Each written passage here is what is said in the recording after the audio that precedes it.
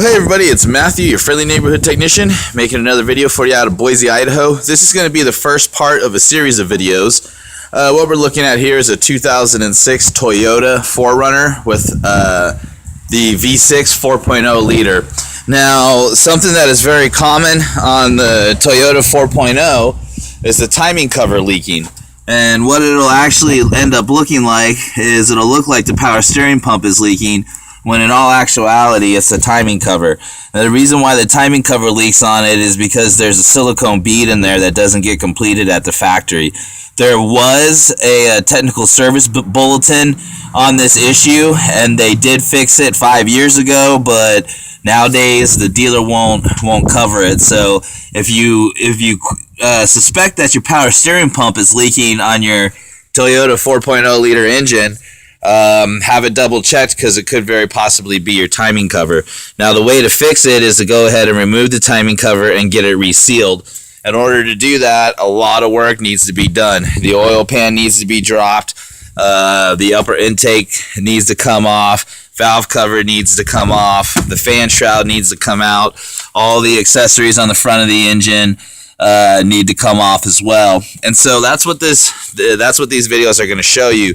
Today my goal is to get the upper intake off and possibly the valve covers and the fan shroud and the fan, so I can start working on the engine itself tomorrow.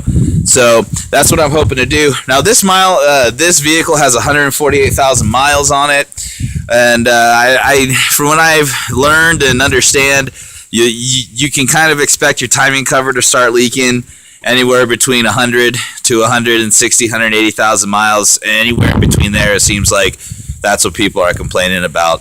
It is something that you can do yourself, and I hope these videos will help you.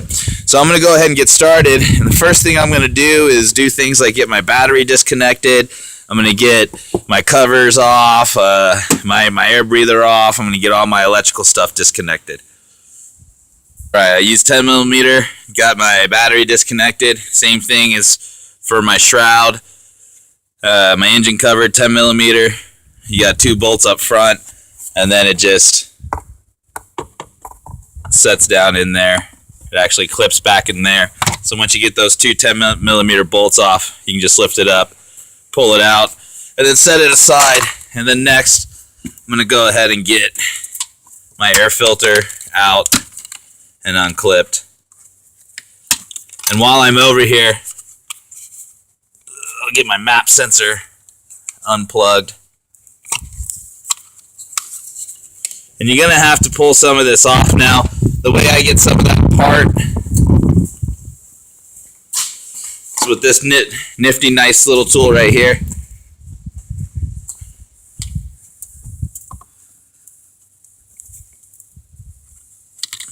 Okay, and just stick that in there and pry that out of there. It may break, and if it does, go ahead. You can pick up a pack of these types of clips for $5 at the hardware store. This one, nope, that one didn't break, so we're good there. And then let's get our air filter out of here. We'll get that set aside. And grab a screwdriver real quick, Phillips head. I'm just going to remove my breather tube.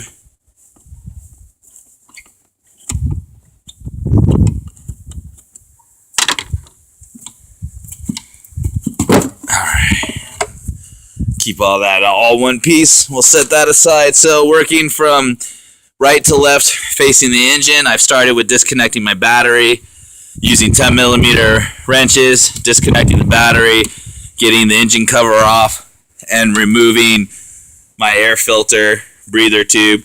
I've also started to unplug some of my electrical connections in preparation for removing the intake and breather. Alright, so now that I got all that done and removed, I'm going to go back to the right side over here. We'll just call it the driver's side. And now I'm going to work my way around the upper intake and the air breather and the throttle body. And as I work my way around it, I'm just going to be looking for all of my vacuum connections, electrical connections, everything that needs to come off in order for this part and piece to come off. And as you're doing it, be gentle, take your time. Some of these plastic connectors might break. Just go around and double check everything and make sure you got everything disconnected.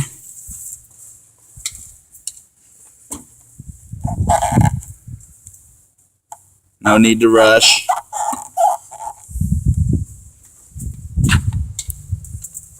Looks like I got everything disconnected here. I need to use both hands to go grab a pair of pliers. I'll be right back, folks.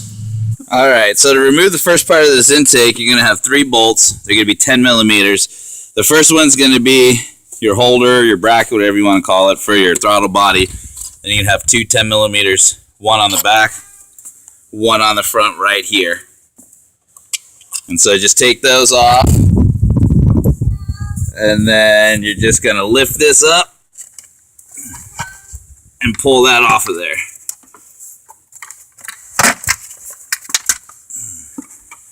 Got one vacuum line on the back here. And there you have it. So next we're going to go after the upper intake and we'll get that removed.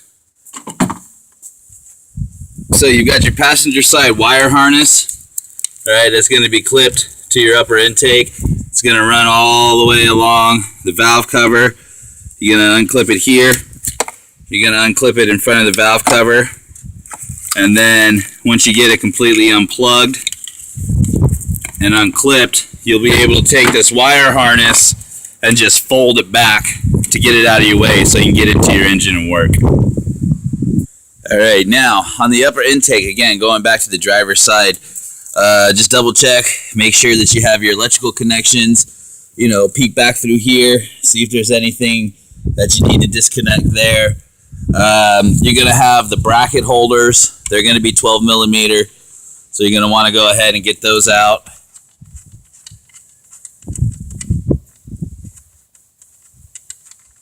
Then work your way around to the front. And right here, I already took the bracket out, but from here to here, you will see a black bracket. Okay, sits in there like so. So go ahead and get that bracket out. And then you've got a couple of hose connections on a throttle body that you want to disconnect. And then you're going to need an H8 hex bit. And you're going to have to go in here and get all these out. 1, 2, 3, 4, 5, 6. Let's see. Yep, you got one in the back. 1, 2, 3, 4, 5, 6. Start from the middle, work your way out, and you should be safe there. So I'm going to go ahead and get this upper intake off. Now remember, if you have any questions, please feel free to ask. Okay, on the back of the upper intake, there is a bracket for your heater hoses and a 10 millimeter bolt. You can get back in here with a wrench and get that loose and get that out so you don't have to fight the heater hoses to get the intake off. And then you also have a plastic clip to hold your main wire harness. So go ahead and get that off. And then next, we'll get all this loose and we'll get our upper intake off. Alright, now that I got the upper intake off, I'm going to start working on my electrical connections. Again, working from the driver's side over. I'm going to get all my electrical connections that I need to get off so I can get my wiring harnesses out of the way, because my next step is going to be to remove my valve covers. So in order to do that, again, we're going to work on all the electrical connections, make sure we get them all off, double checked, and then from there we'll remove our coils and we'll get those off, and then we'll get our valve covers off. You have to remove the valve covers in order to get the timing cover off. Also, something you want to be starting to think about if you're trying to think ahead on this deal is draining the radiator, because next it's going to be getting the fan shroud off, getting this coolant reservoir off, the fan shroud out of the way, the fan, everything else that you see. So that way we can, for many reasons, first of all, it has to come off in order to get into the timing cover. And I also want to create enough room to get my air gun in there so I can get my crank pulley out, or my crank bolt out. Alright folks, well I'm going to work on all my electrical connections and I'll be right back. Okay, I thought I'd just show you something real quick. So I just get in here with my tool.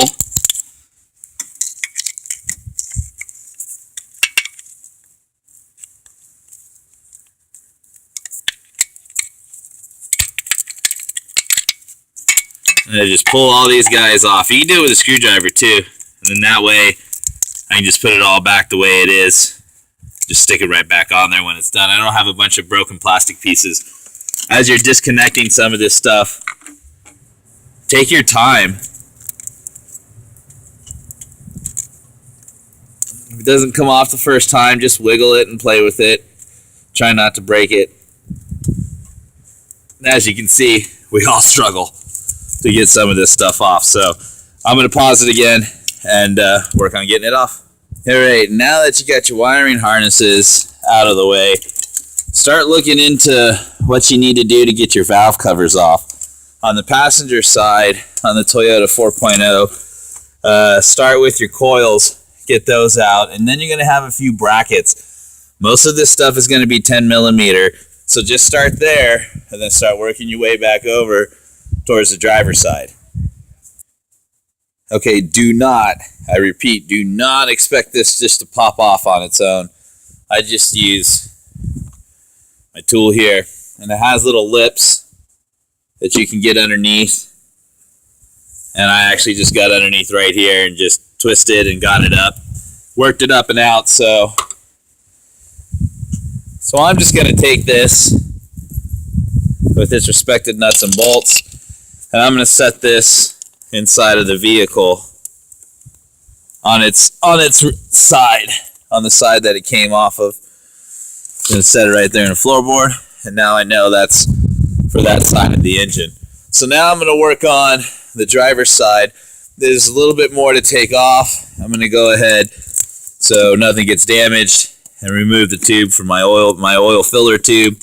You have a few more brackets that are connected for heater hoses and vacuum lines. So just pay attention to the driver's side and go ahead and remove all your brackets along with your coils and everything else. Alright, so now that I got the top half of the engine taken care of, my valve covers off, my intake and all that, so that way I can remove the timing cover. You can't remove the timing cover without taking the valve covers off. I think next I'm going to work on getting my coolant reservoir, fan, and fan shroud off and out of the way so I can have the room that I need to work down in there and continue moving forward. In the meantime, I'm also going to take some towels and just lay them over my valves and all that so a bunch of dust and dirt doesn't get down in there. Alright, so the first thing you want to do is go ahead and remove your plastic cover. So you're going to have 1, 2, 3, 4, 5, 6, 7, 8, 9, 10 clips. Pull that off and out. And now you've got some even better open room to get in there and work. Next, I'm going to go ahead and get my reservoir removed. That's going to be 10 millimeter bolts. It'll be 2 right on top. And go ahead and pull your line off. Bless me. Excuse me there. Alright, so I'm going to go ahead and get my reservoir removed. I'll be right back. Alright, so you want to remove your fan shroud and fan as one. Pull them out together as one. And be very careful not to damage the radiator when doing so. There's a lot of liability there, and you really don't want to have to replace this radiator. So now you can see we got the front of this engine opened up, and what we really need to do is get it cleaned off, get the belt removed, and then start working on getting all of our pulleys and whatnot removed. And now you can see where this leak has been coming out of this timing cover even more. And so there you have it. So just to recap, we disconnected the battery. Worked our way from driver's side to passenger side, removed the air breather and the air filter housing, removed the upper intake, removed the valve covers, all of the electrical connections associated with it. I myself like to duct tape my intake off so nothing falls down in there. Throw some towels over where my valve covers go. Then we also removed the fan and the fan shroud.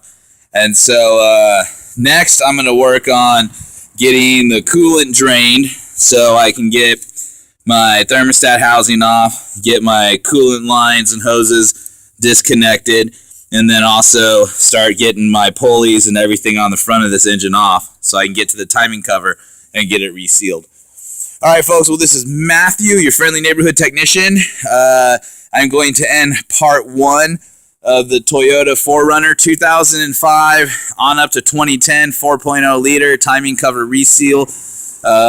Once again, we did the top half of the engine and we are beginning on the front half.